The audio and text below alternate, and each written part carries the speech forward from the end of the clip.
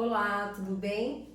Hoje na Trilha dos Saberes nós temos aqui, eu recebo com imenso carinho o Eduardo, né? Eu vou ler um pouquinho sobre o currículo dele e sempre eu tenho uma colinha para os meus convidados.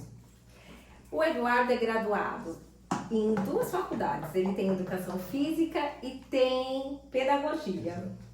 Ele fez mestrado em Educação. Os seus estudos no mestrado foram em Desenvolvimento Moral da Educação. Me corrija se estiver faltando alguma coisa, por favor. Então, eu estou aqui, o Eduardo Benetti. A gente veio explanar hoje, falar um pouco sobre esse livro aqui. Que tanto eu quanto o Eduardo tem uma simpatia muito grande, né, Edu? Aliás, foi você quem me mostrou inicialmente esse livro. Esse aqui, porque foi um livro do que eu fiz o curso que eu te falei na Unesp de Rio Preto e me encantei pelo campo de moralidade na infância. E aí você leu e já fazia parte ali do teu estudo, né? Eu já estudava um pouco do campo da moralidade, da ética, mas eu estava mais na questão da sociologia. Então eu estudava Durkheim, que era um pouco mais voltado, não que fuja tanto ao que Piaget fala, mas são estudos que se divergem em algum momento ali para sociologia e a parte da educação. E aí quando você viu sobre o livro O Juízo Moral, o que você achou assim a hora que... Olha, quando a gente olha o juízo moral, a gente olha para a criança, que o Piaget estudou o juízo moral com crianças de 6 anos até 12 anos. Ele estudou jogos, a bolinha de gude e o pique-esconde para as meninas. Isso. Tanto que a gente tem aí alguns casos, a Gilligan fala que houve até um certo machismo do Piaget, mas são questões de época. Mas a gente olha que hoje na educação não se avançou tanto dentro dessa proposta do desenvolvimento moral. Exatamente. As pessoas consideram a autonomia apenas a questão da autonomia motora. Então toda a escola do CPPP vai falar, nós temos que desenvolver a autonomia. Mas que autonomia? Isso.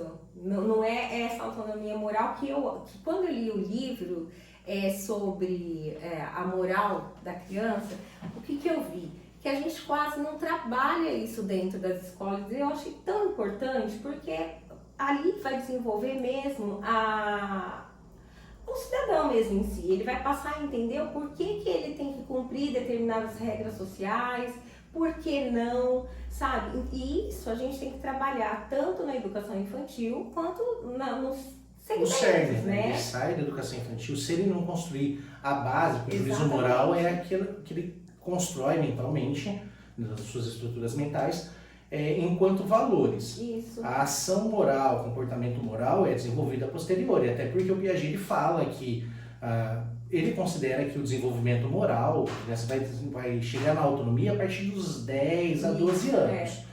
Antes disso, ele vai passar pela anomia, pela heteronomia, que vai até 9, 10 anos mais ou menos, né? A partir para quem gosta de Piaget, sensório motor, vai até 2 anos, depois o pré-operatório vai até 5, 7 anos, aí o operatório formal, o concreto, depois o formal, que é o hipotético dedutivo. E para o Piaget, ele fala somente a partir do pensamento de reversível que se pode desenvolver a autonomia. Embora nós temos estudos que avancem aí e falam que ao longo da vida nós vamos nos tornando morais, num contexto mais que nem Kohlberg, que você falou agora há pouco, que está estudando. Ele vai considerar que, em alguns casos, e na sua maioria, aliás, e até tem um texto do Bourdieu, que ele fez uma pesquisa que não encontrou casos de pós-convencional na teoria, ou seja, de indivíduos adultos moralmente desenvolvidos. Eu posso entender cada estágio certinho, a gente tentando usar exemplos assim do dia a dia. Aí, inclusive, depois eu quero pôr um dilema moral. Ou eu já vou fazer isso agora, um dilema moral, gente. Vamos pensando aí. É o seguinte, então tem um maquinista, ele tá lá dentro do seu trem e ele perdeu o controle do trem. Então, no fim da linha, ele pode seguir adiante, só que dentro dessa linha, seguindo a linha, tem 5 pessoas amarradas, ou ele pode puxar a alavanca e mudar a direção do trem. Só que do outro lado tem uma pessoa amarrada. Se você fosse maquinista, o que você faria? Vamos deixar as pessoas pensando, depois a gente vai, no final a gente vai voltar e falar sobre isso. tá? Beleza. Então tá bom. Continuando sobre o assunto, eu vinha lendo para poder conversar com você melhor, fui pegar de novo o livro de Jean Piaget, né, ali, e aí eu estava vendo dos estágios justamente das crianças, né. Então eu queria que você explicasse pra gente a anomia, a heteronomia e a autonomia. Como que acontece cada estágio que acontece, como que a criança se desenvolve e depois como que a gente pode trabalhar. Que os papais podem trabalhar isso em casa, os professores podem estar desenvolvendo trabalhos, né? O Piaget ele não considera estágio, estádio de estado. E ele só considera mais especificamente a questão de estádio na questão no sensório motor, no pré-operatório, operatório concreto e o formal. O desenvolvimento moral, ele avança no seu desenvolvimento ao ponto que, a partir do momento que você atingiu determinado avanço na moralidade, você não regride. Embora nós possamos agir a partir do desenvolvimento moral concepções heterônomas. Mas, enfim, para a moralidade, para Piaget, ele considera que há a anomia, ou seja, o prefixo a, é a ausência de moralidade, em que a criança, correlacionando mais ou menos ali o período do sensório motor, vai estar sendo regida pela inteligência motora, pela regra motora, ou seja, a criança, isso você vê muito no berçário, a criança ela se movimenta pelo ímpeto, pelo prazer, pela vontade de se movimentar. Porque nós somos seres humanos e essa necessidade. Porque o que acontece, gente? A minha faixa etária de trabalho é de 0 a 3 anos.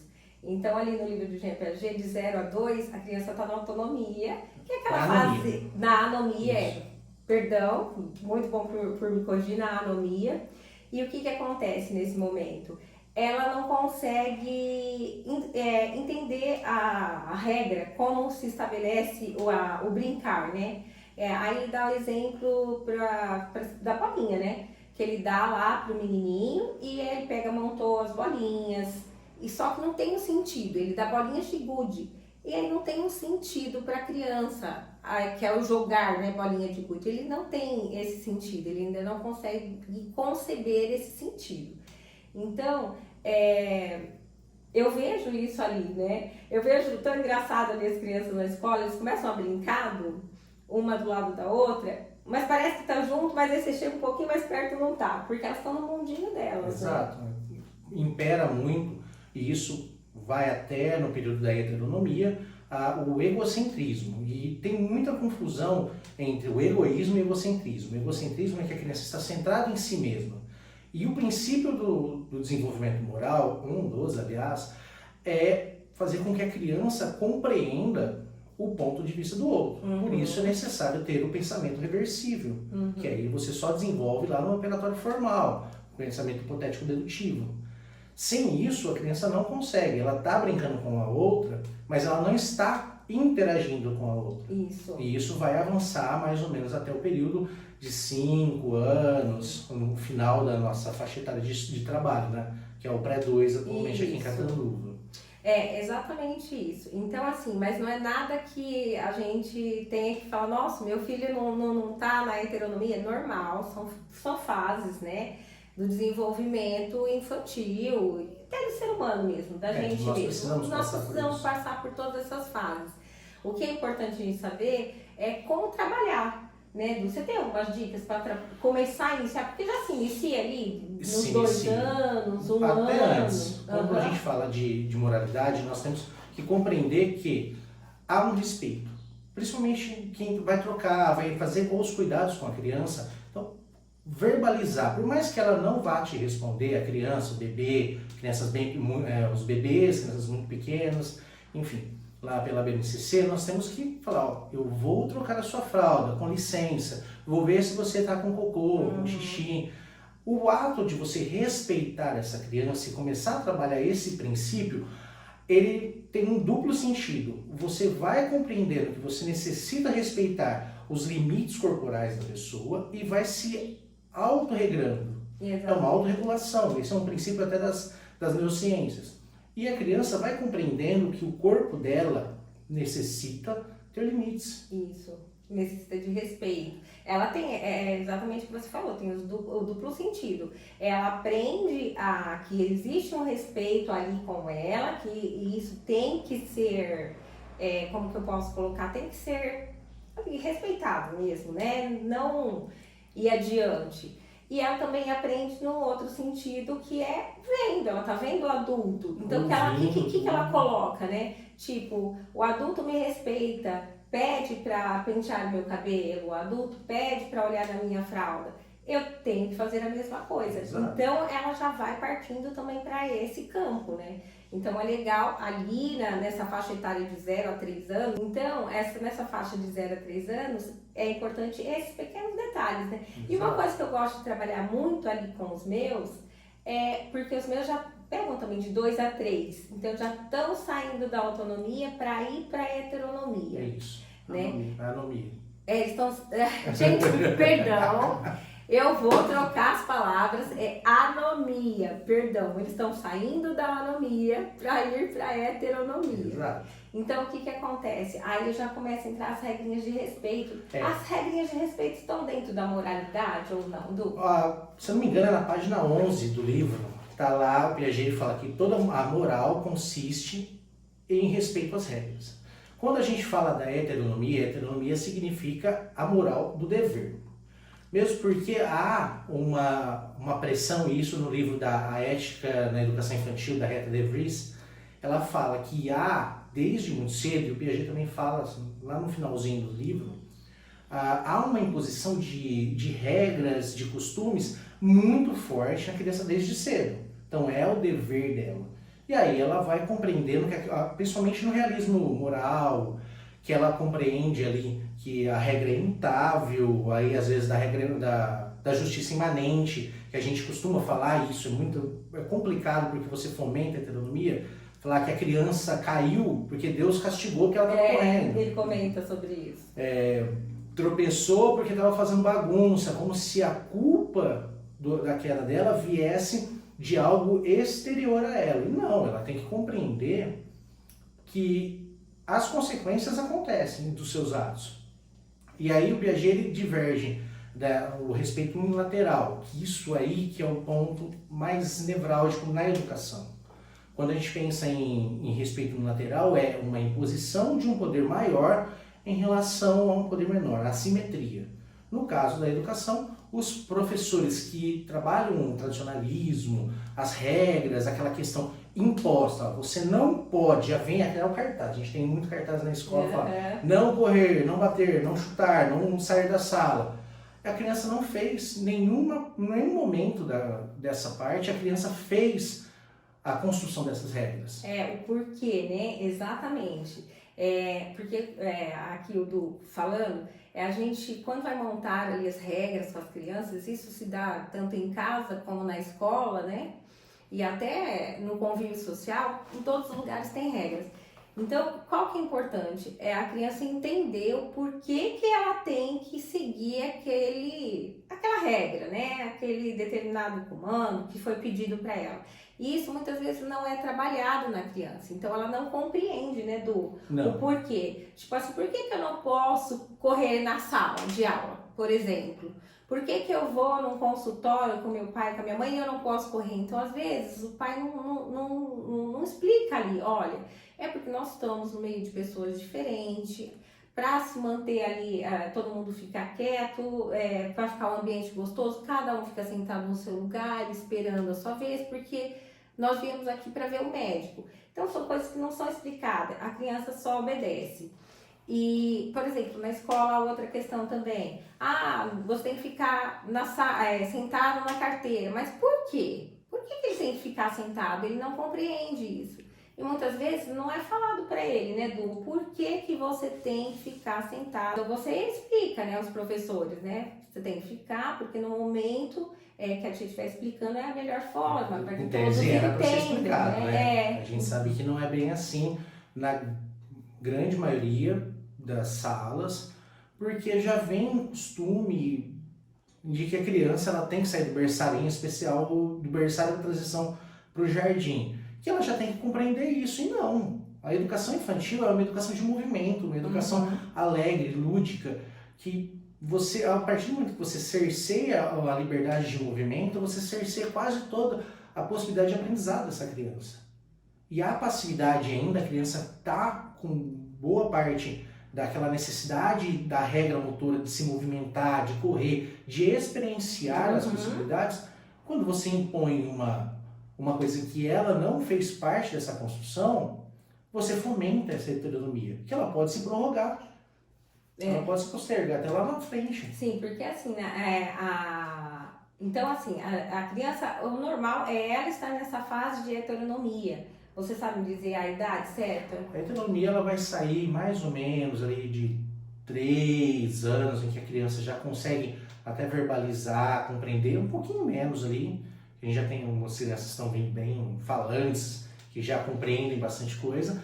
Até de 5, vou considerar ali 7 anos. Sim, entendi. Mas assim, não há especificamente em nenhum relato de estudo faixa, a gente como se fosse uma chavinha. Deu 7 anos, ela virou autônoma.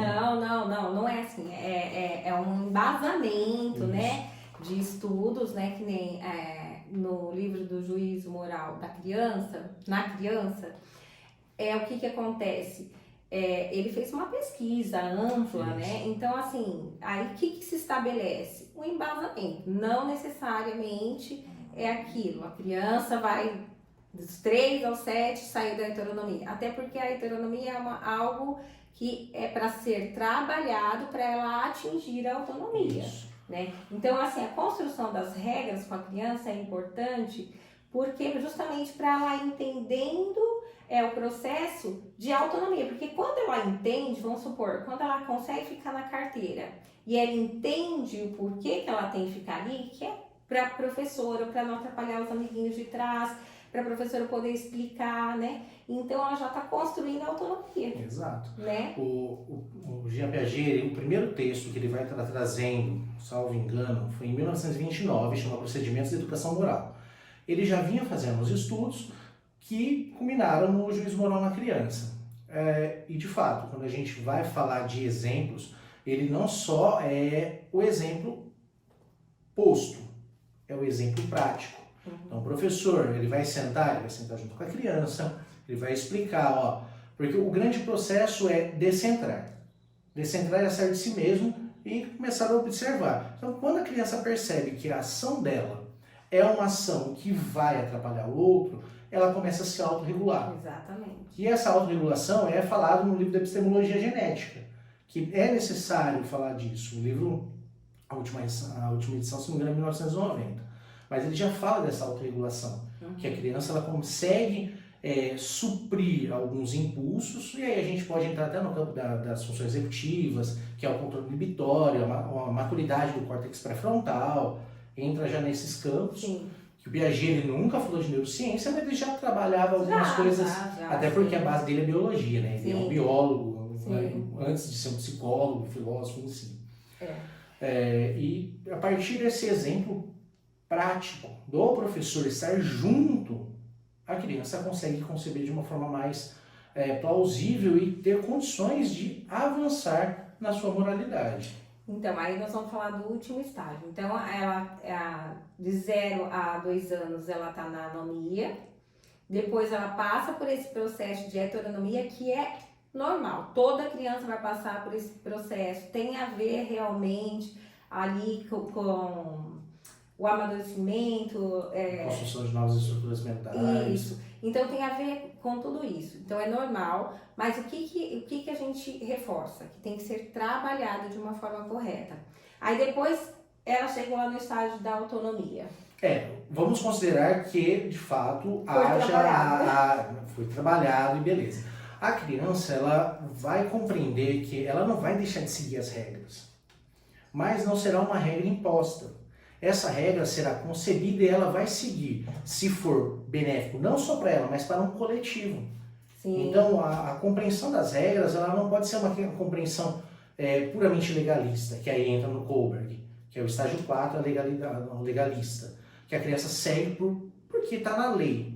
A gente sabe que nem todas as leis são moralmente aceitáveis, elas atendem a grande maioria da população. Então, a hora que nós atingimos a autonomia, nós compreendemos que as regras, e elas podem ser injustas, mas mesmo assim a gente tem que seguir de determinada forma por conta de uma ordenação social e coletiva. Sim, sim. Tem algum exemplo que você pode colocar aí para nós? Olha, o Porque- próprio ato de você não ser preconceituoso, muito embora, exemplo, a escravidão. No Brasil, até 1888, salvo engano, 1888, a escravidão. Eu sou péssima em datas, né? 1888. Era socialmente aceitável termos, comprarmos escravos. Ela já mudou, já teve abolição e tudo mais, e a própria construção social não admite mais isso. Então, é um processo de regramento. As pessoas, elas têm que se adequar para aceitar. Só que, moralmente falando, não há um exemplo claro de você pensar. Você pode aceitar, conviver e tudo mais, até no dilema que você falou. Qual que é o melhor para a sociedade? Sim. Em que momento? Isso. E a gente pode entrar também, que o Piaget ele não trabalha com dilema, ele trabalha com historietas. Sim. As historietas, uma ele fala de dois irmãos que eles foram caminhar. Em determinado momento, é um maior e um menor, em determinado momento eles pararam para comer. E eles estavam com um lanche. Como que seria essa divisão? Mais para o maior, mais para o menor, ou uma divisão igualitária? Entendi.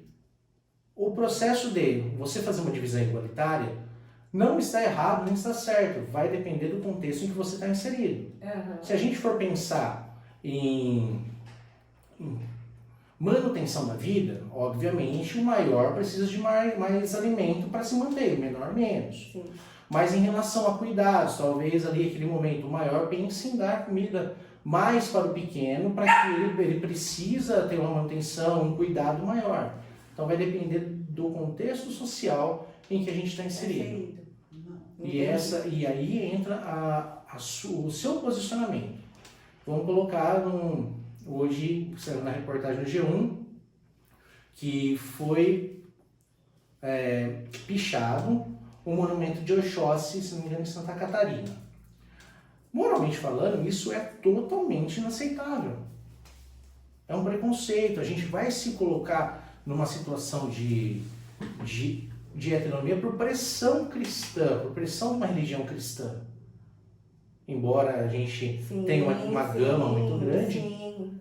Principalmente aqui, né, no Brasil, a gente tem respeita determinadas regras muito ligadas à religião. Exato. Nós temos todo um sistema judicial, um sistema político que tem base cristã, que vai contra o princípio moral em determinada situação. Mas é assim, você saber se posicionar. Eu acho que o exemplo mais claro seria esse. Se posicionar. Mesmo que a regra e a lei fale que você não tem que se posicionar, é você se posicionar contra algo que vá ferir a coletividade e ferir um determinado segmento de pessoas. Isso. É exatamente isso mesmo. Aí, se a pessoa consegue ter esse tipo de pensamento, ela já atingiu a autonomia. Isso. Né? Ela vai para além daquilo que a sociedade impôs para ela. Além daquilo que a religião impôs para ela. E assim sucessivamente, além do que a lei impôs para ela, porque determinadas situações a gente tem que refletir sobre aquilo que nem o Du falou, sobre o que está acontecendo no momento e o porquê que eu devo fazer aquilo. Será que é o correto? Porque assim, tem outro dilema moral, eu vou pôr os dilemas morais que eu acho que talvez fique um pouquinho mais fácil para as pessoas entenderem o que nós estamos falando sobre a moralidade. Sobre o dilema de Heinz. De Heinz.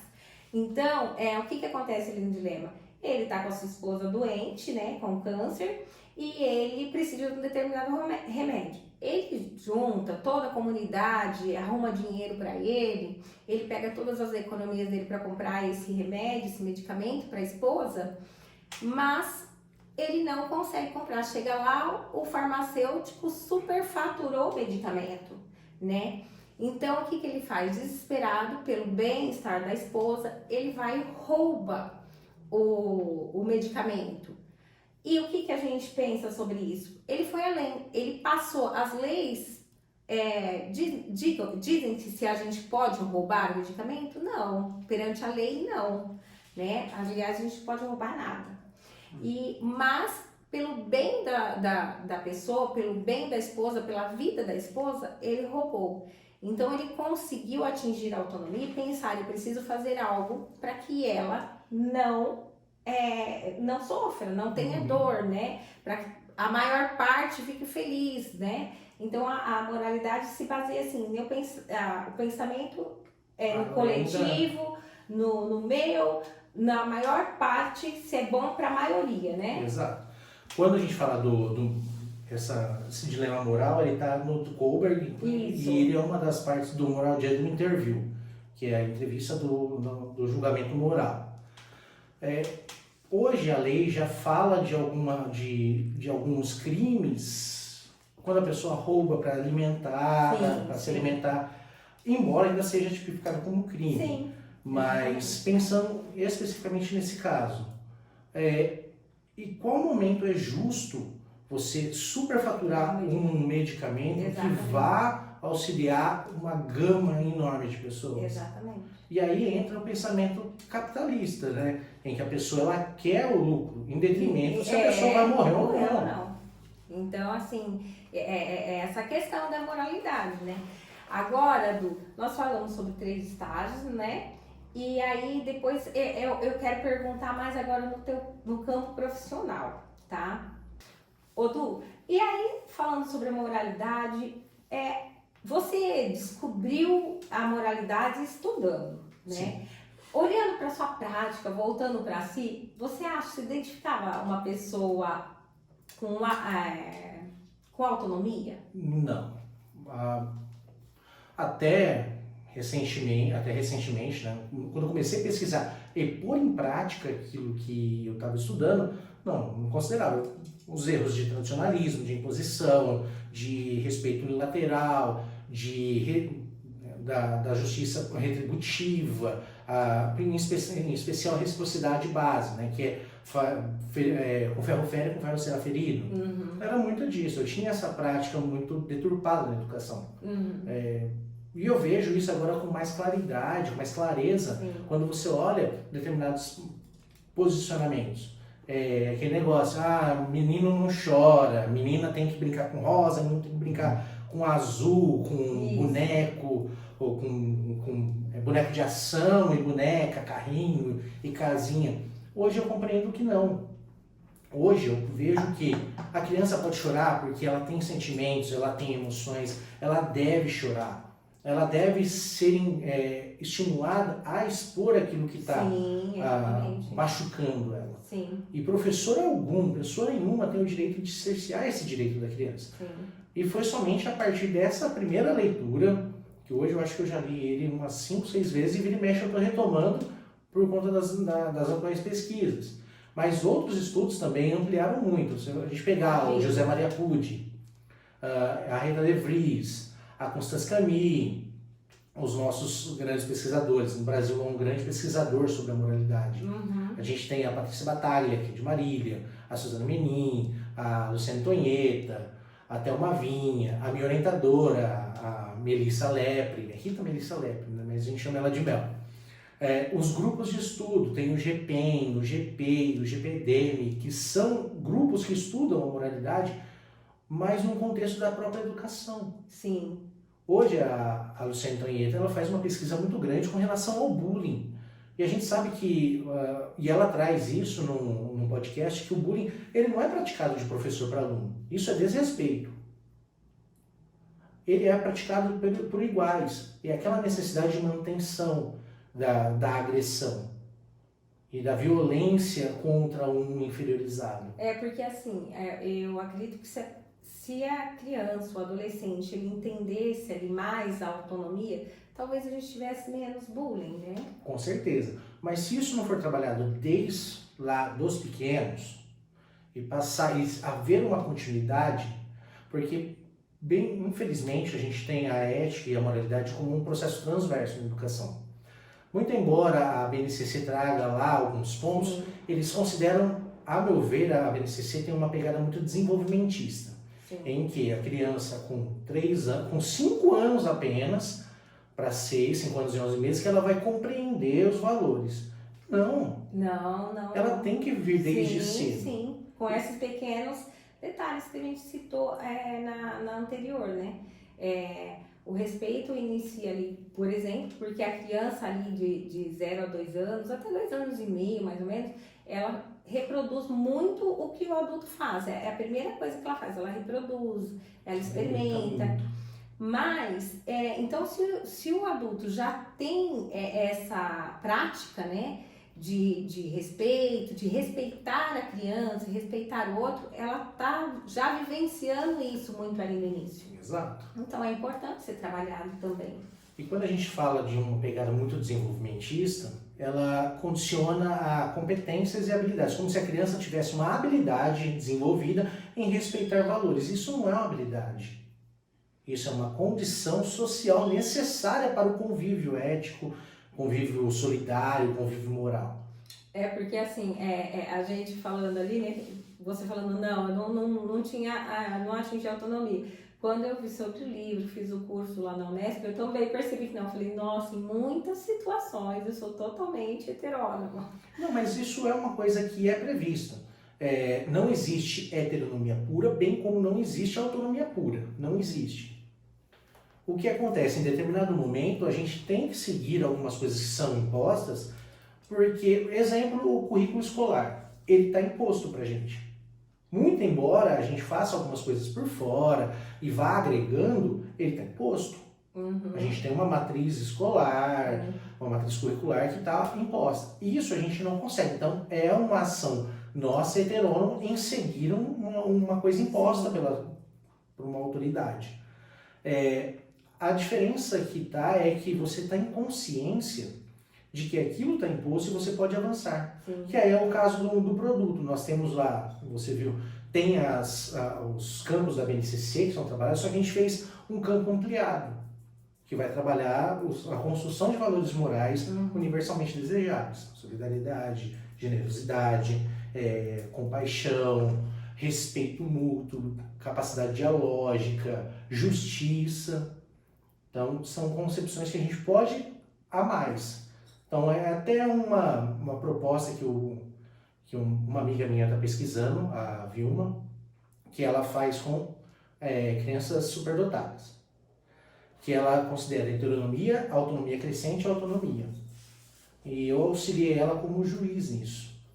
Você observa que as crianças superdotadas, por mais que elas tenham respostas muito bem elaboradas, elas alternam entre concepções de heteronomia, autonomia crescente e autonomia, por conta desses regramentos impostos pelos pais, pela escola e tudo mais. Sim, ele já tem essa capacidade de construir, pelo que eu entendi, por ter altas habilidades. Sim, ele tem essa capacidade excelente. Então ele tem a capacidade já de construir, de partir ali da heteronomia e para a autonomia, né? Ele por ser bastante inteligente mesmo, ele consegue por si.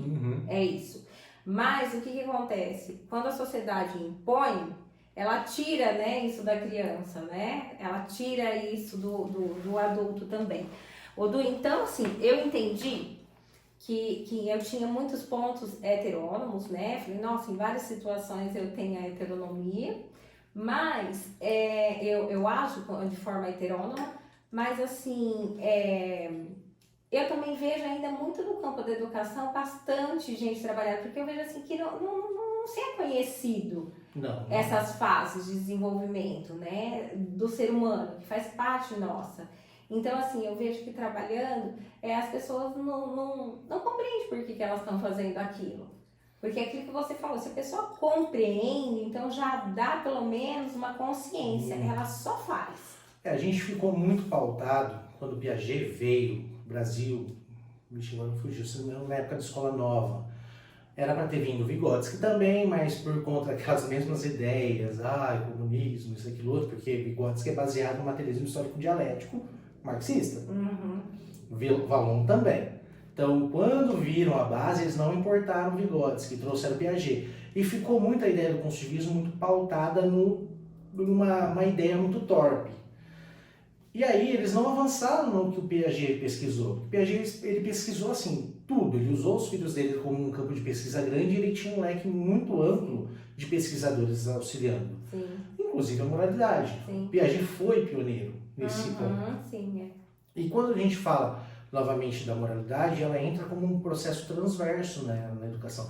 Ela perpassa todas as disciplinas, todos os momentos da educação. Só que no momento a gente pensa em um currículo que vá trabalhar propriamente a moralidade. Nós tínhamos lá o Educação Moral e Cívica, que não é moral, um pouco cívica. Se fala muito de estudar os símbolos patrióticos e tudo mais, mas essa é uma construção que veio lá da época da ditadura e que ela não avança na moralidade. Sim. Ela perpetua a heteronomia na criança.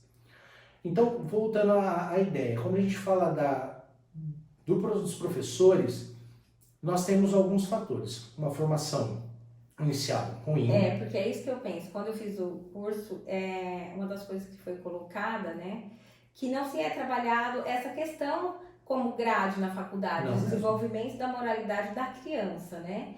Então não se é trabalhado. Então o professor não aprende a trabalhar com a moral, a desenvolver a moral da criança. Não faz parte, né? Não faz parte. Então, assim, aí você forma aquela gama grande de professores que não tem esse entendimento. Não tem esse entendimento, passou pelos mesmos processos de desenvolvimento que fomentaram a heteronomia, então ele vai ser um professor que não é autônomo. Nós não temos uma formação continuada, embora os próprios pesquisadores, nós temos uma formação continuada que é adequada em relação a volume, só que é inadequada em relação à qualidade. Explique em miúdos isso para mim. Nós temos muita formação continuada, mas pouca que seja de qualidade. Entendi. Nós temos uma grande, inclusive eu comentei com a secretária Cláudia no CONAI, na edição municipal, você estava nesse dia. É uma pesquisa que já foi feita em 2009, ela vem avançando e mostra que nós temos muita formação continuada, mas pouca de qualidade. Sim. E essa é uma que seria necessária, porque a partir do momento que você coloca em prática alguns procedimentos morais, algumas práticas morais, entra naquilo que nós falamos anteriormente. É um processo de autorregulação. Você errou, você vai ser capaz de falar assim, olha, me desculpa, eu errei, eu gritei, eu chamei atenção. Mas não é só o desculpa pelo desculpa para ficar tudo bem e acabou. Você consegue refletir, poxa, eu fiz algo que magoou ele. Exato. Entra na questão até do bullying. A criança talvez consiga refletir sobre e talvez nem pratique o ato. Exatamente. Mas ela não consegue refletir sobre as ações dela, então ela só faz, né? Exato. Até porque tem uma plateia batendo palma, continua, é engraçado. E é aquele negócio, a piada só é boa se todo mundo ri. Isso. Se é somente para um virar chacota, ela não é piada, é ofensa. Exatamente. E aí, nós temos que sempre pensar, em que momento nós queremos desenvolver essa moralidade? Esperar a criança chegar no pré-2 para começar a desenvolver? Mas não, gente, me perdoa, mas a gente não trabalha nem depois do pré-2, né, Edu? A moralidade. Não, e aí... Porque é aquilo, na hora de construir, lá no primeiro aninho, na hora de construir as regras, porque tem os acordos, né? A regra já vem imposta pelo professor. E não, professor, na hora que for construir as regrinhas, né? Construa junto com o seu aluno, tá? Para que ele possa refletir sobre isso. No momento, ainda tinha uma professora, a Jaqueline, no curso, né? Na época ela era mestre, talvez hoje já seja doutora. Ela falava, eu faço isso e no momento que quebra-se a regra, há uma punição. Normal, existe uma punição. Mas ele consegue entender. Então ela falava assim, tipo, eu tô contando uma roda de conversa, eu tô contando uma história. Fulaninho fica pulando, conversando, cutucando o amiguinho. Eu já falei, a regra é atrapalhando no momento da história, então você vai sentar longe. E ela falou assim, eu dizia pra ele, eu vou tirar você daqui, porque da forma que você está se comportando, eu não consigo contar histórias. E seus amigos querem ouvir a história. E já que você não quer, então senta ali afastado. Então ele entende, sabe, que ele está se afastando por algo que ele fez que não é correto naquele momento, né? E essa é uma concepção que o Piaget ele trabalha. Ele trabalha dois grandes tipos de justiça. Embora ele traga uma que não seja bem uma justiça, mas uma proposta de punição, uma punição externa à criança, que é a justiça imanente, né, que é algo além Deus, a natureza, alguém puniu a criança por uma coisa errada que ela fez.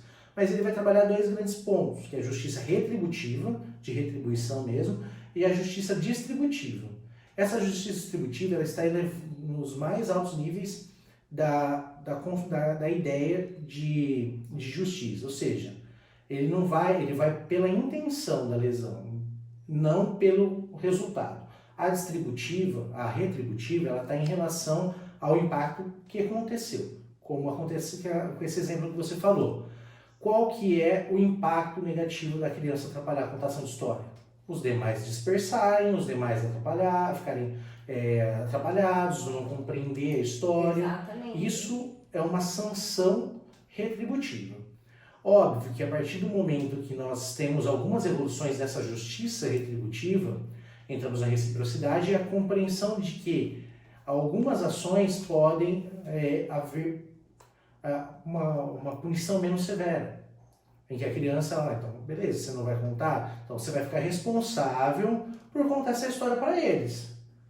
Então você vai pegar e contar essa história, já que você está atrapalhando, então hoje você fica responsável por contar. A criança, ela vai, além dela sentir integrada novamente esse grupo, ela vai sanar aquele problema inicial que ela contou, que ela fez. Então é um processo coletivo. Embora algumas situações de agressão não sejam coletivas, elas são resolvidas em particular.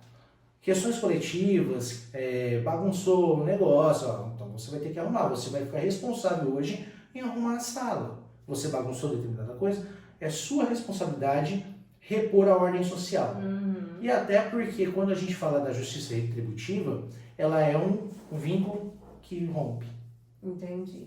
E é em relação, novamente, ao impacto e não à intenção. Tanto que tem uma historieta do Piaget que ele pergunta para as crianças, um menino, ele andando, ele bateu a porta, sem querer derrubou uma xícara, ou 12 xícaras. Isso. E o outro, por querer, foi mexer no negócio, quebrou uma. Isso. Para as crianças menores, até 7 anos, eles julgam que a criança que sem querer derrubou 12 é pior, ela merecia uma punição mais grave. A que sem querer quebrou uma, ela deveria ter uma punição mais amena. Ele coloca assim, né? É que a gente vai falar, a gente fala. A criança derrubou 12 sem querer. Eu acho que eu confundi na hora de falar. E a criança derrubou uma querendo. Para as crianças até os 7 anos de idade, né, que estão na fase da heteronomia, 7, 8 anos. Eles não conseguem construir essa questão de, como que eu posso falar? Da intenção e da consequência. Isso, da intenção. Eles vão dizer que a criança que merece punição seria a que derrubou 12 xícaras. E não aquela que derrubou uma de propósito. Então é mais ou menos nesse sentido. Exatamente. Né? Aí ele vai de acordo com o ato e não com a intenção. Isso. Então, assim, aí depois dessa fase ele já começa. Se você perguntar para crianças de 10 anos de idade qual deveria ser punida, ele já vai dizer que é a que derrubou uma xícara, né? Porque ele já está construindo a autonomia. Então, assim, é bem legal. Por isso que eu sempre reforço. Vamos ler um pouco sobre moralidade para poder trabalhar. Isso serve tanto para os pais em casa, porque olha como que isso pega também em casa, né? Os papais que costumam mentir, na frente dos filhos. Tipo, o amigo liga, né? E ali o pai pega e fala assim, não, eu não estou em casa, e a criança tá lá bem olhando, mas você tá aqui, né? Exato. Então, você tá construindo ali uma intenção sobre uma mentira, tá reforçando um comportamento errado. Então, por isso que a gente tem que se policiar na frente das crianças, para que ela tenha uma construção saudável, né? Tanto no campo da moralidade, cognitiva, motora, né? A gente tem que se policiar bastante. E eu acho que acima disso é que a partir do momento que você compreendeu que você errou, Você chegar e falar, ó, eu fiz tal coisa e não é certa. Uhum. Eu falei pra você que não é certo, eu fiz. Exemplo, a gente fala pra criança não sentar em cima da mesa. Eventualmente a gente tá lá e senta em cima da mesa. Eu fiz isso o ano retrasado, com a minha turminha de pré-2, que eu apliquei o meu mestrado. Eu queria saber um pouco, depois que você desse algumas dicas sobre atividades que a gente pode estar aplicando para as crianças. Uhum. E um exemplo rápido que aconteceu. Eu avisei as crianças, não pode sentar em cima da mesa, porque a mesa tomba, pode cair em cima do amigo, pode quebrar uma perna, porque se pegar no dedo pode quebrar um dedo, enfim, eu coloquei toda uma gama de situações que pode acontecer. E passado um tempo, porque para além de você criar as regras, é necessário que você continue fomentando a compreensão. Então você repassar elas diariamente, em determinado momento você para, ó, aconteceu alguma coisa que quebrou a regra, para, ó, aconteceu isso, por quê? Sim, retoma a regra de novo. E eu sentei numa mesa. Levantou, eu lembro a menininha, a Lorena Vitória, ela levantou, ela parou na minha frente. Você vai cair, é perigoso, viu, tio? Exatamente. Eu sentei com eles, pedi desculpa, porque é um momento que eu errei e eu tenho que mostrar que não é uma exigência que eles tenham que seguir, Sim. mas é uma compreensão. Sim. Então, o ato de eu pedir desculpa para eles falassem, pô, ele também erra, então se eu posso errar, a gente tenta se corrigir para que não aconteça isso novamente. Sim. Porque isso pode ser aplicado até em casa mesmo, né? Eu tento, às vezes, explicar para minha filha, né? O porquê. Eu falo assim, por que a mãe não quer que você faça isso? Por isso. Explicar para a criança por que eu não quero. Não é simplesmente, que nem agora a gente tá com problema de sono. Tá tentando pôr na rotina escolar de novo. Tá difícil. Mas a gente tá tentando. Então a gente explica para ela, porque no momento da escola, se ela dormir tarde, ela não vai querer acordar cedo. E consequentemente a mamãe vai ficar brava, porque a gente tem horário, né? A mamãe tem que estar num determinado horário na escola, e você também. Então, assim, a gente tenta explicar para que porque ela está nessa fase de construção da autonomia. Exato. Então tem que ser sempre explicado. Então, essa questão, gente, de construir as fases para a criança chegar até a autonomia, é um processo que ocorre em todos os campos. Ainda eu peguei agora lembrei de quando o Karnal fala que ele vai jantar com algumas pessoas, né? E tem uma mamãe ali com uma criança que tá fazendo a maior bagunça no restaurante. Então ele levanta e fala assim, retira, sabe? Daquele jeito de Karnal, né? Porque aí ele explica, porque a criança não tem compreensão de regras nenhuma de moralidade. Ela não pode estar no restaurante fazendo o que ela faz em casa, num parque, né? Ali é um ambiente que as pessoas vieram para comer. Então, por isso que é muito importante construir essas fases de desenvolvimento da moral para a criança, né? Com certeza. E essa compreensão de que nós erramos, talvez até mais que a criança, e mostrar para ela, além de tudo, cria um vínculo. Pais, professores, crianças. E esse vínculo fortalece a construção dessa moralidade. Sim. Não adianta a gente pegar, novamente, o respeito unilateral, essa simetria de poderes, ela só vai postergar a autonomia da criança. Ela não vai se desenvolver. Porque ela precisa do coletivo. E ela precisa de situações reais que ela viva isso e ela possa pôr a sua moralidade em prática, em pauta, para construir. Exatamente. Agora nós vamos cortar, Du. Então, Du, a gente falou, né, bastante sobre a moral, a construção da moral na criança, porque eu acho fundamental. Por que eu vim aqui e montei na Trilha dos Saberes? Para levar conhecimento tanto para os pais quanto para os professores. Do mesmo jeito que eu, com 10 anos, eu tenho mais de 10 anos de docência, não sabia, outros também não sabem. E quando a gente é interessado, você vai estudando, vai ouvindo, vai aprimorando a nossa prática.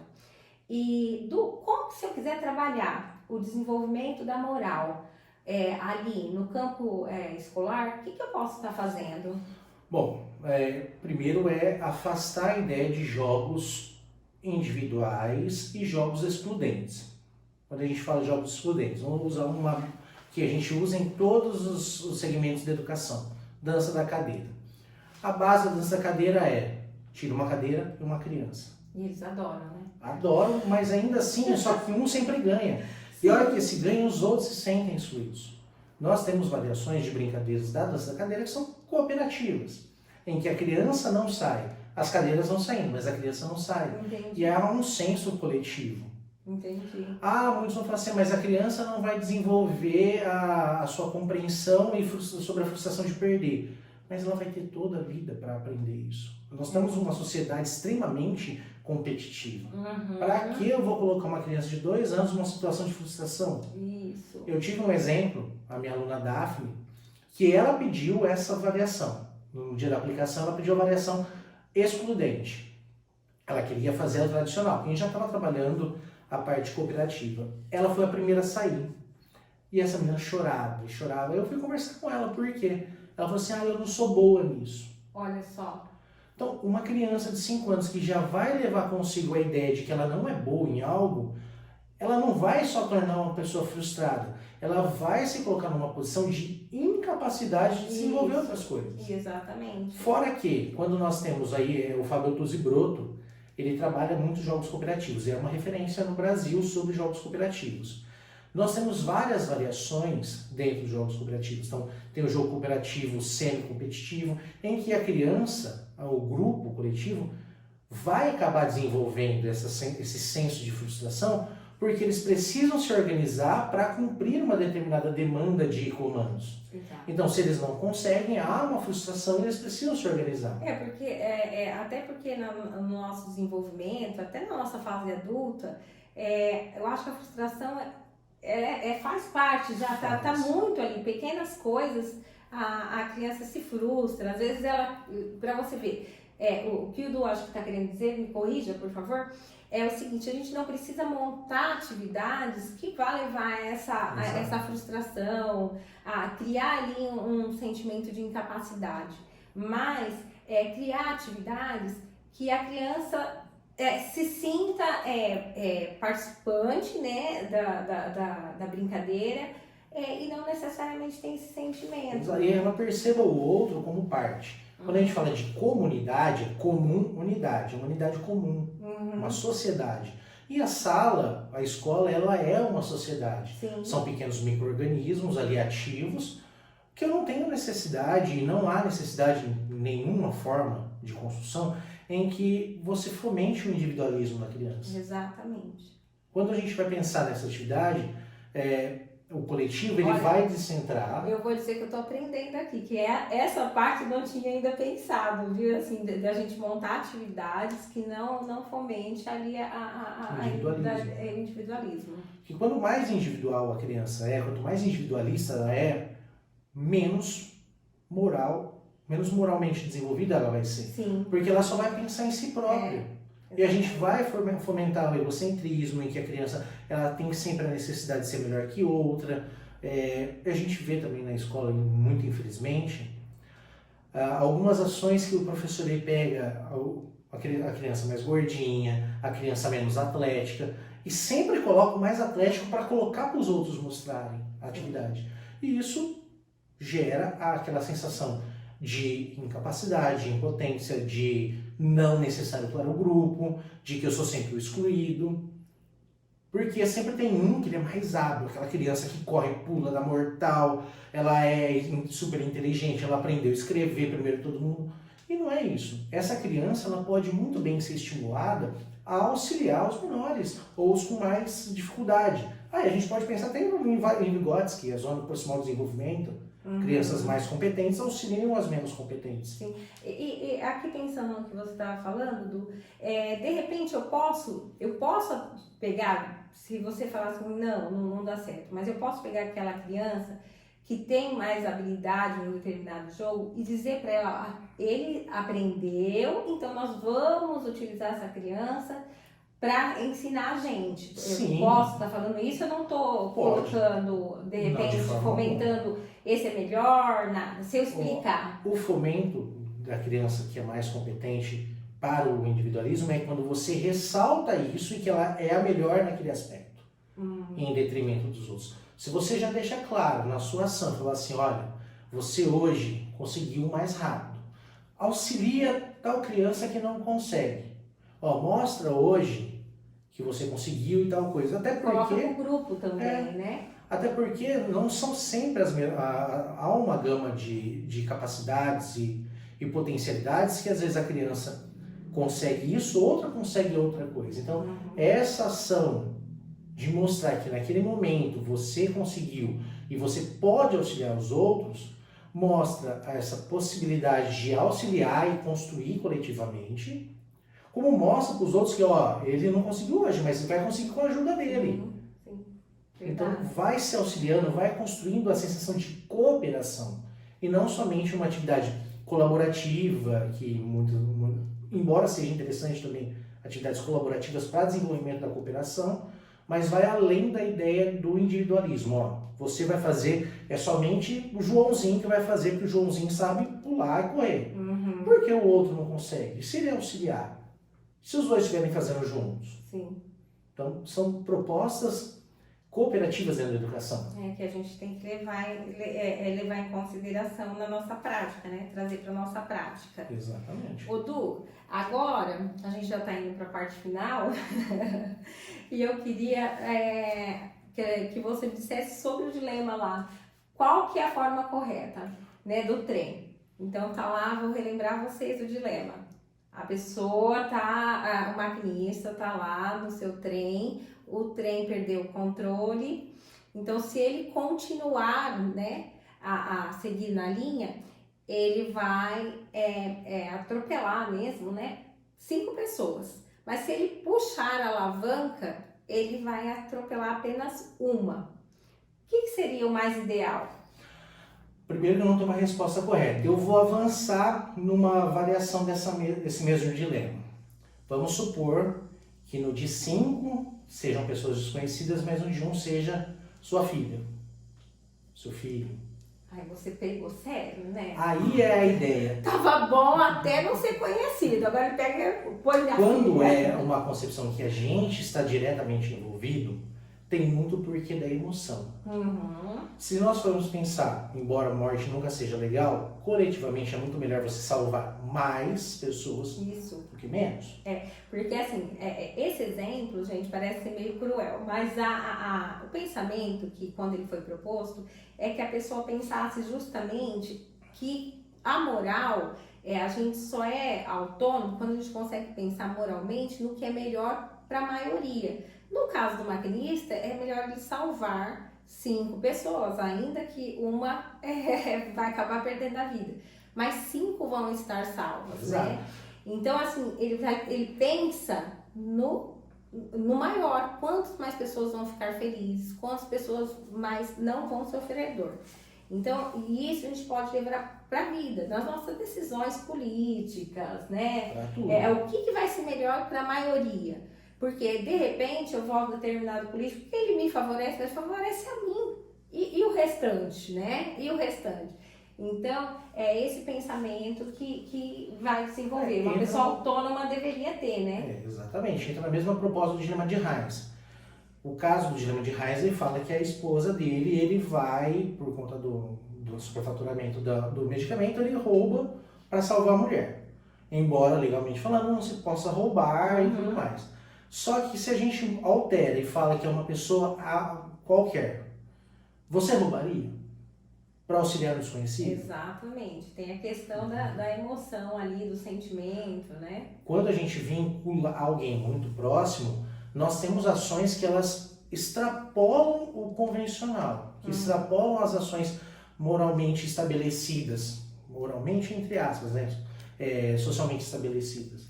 Mas quando é um desconhecido, e aí a gente olha para a nossa sociedade. Quantas vezes nós passamos por pessoas moradoras de rua e eles se tornaram invisíveis aos nossos olhos? Muitas. E isso é uma concepção moral. Sim. Você ignorar a carência, a necessidade, a fome do outro, porque não é um parente seu, é a mesma coisa que você optar por matar 5 para salvar teu parente. Exatamente. E aí volta naquilo que você falou. A política, ela é uma política representativa, mas ela é responsabilidade nossa. Sim, Se a gente exatamente. colocar qualquer um lá que vai fomentar morte, genocídio, N situações, como a gente tem visto lá em Gaza, nós estaremos sendo coniventes com todo um sofrimento de pessoas que não estão vinculadas ao nosso meio. Sim, sim. E isso acontece muito. Ô Du, eu adoro bater papo, principalmente sobre educação. Você sabe também que quando a gente trabalhou numa escola por 3 anos, né? Acho que foram 3 anos, mais ou menos. Entrei em 2017 lá. A gente trabalhou e a gente já falava sobre a moral, o Du já gostava, eu também. E eu tive o prazer hoje de trazer ele aqui na Trilha dos Saberes Eu agradeço o convite. para conversar um pouquinho. Muito obrigado. Agradeço, brigadão, de coração Eu que mesmo. agradeço. Obrigada, viu? Obrigado a você. E logo eu te chamo de novo. Se Deus quiser, estarei disponível. Tchau, gente. Obrigada. Tchau, tchau.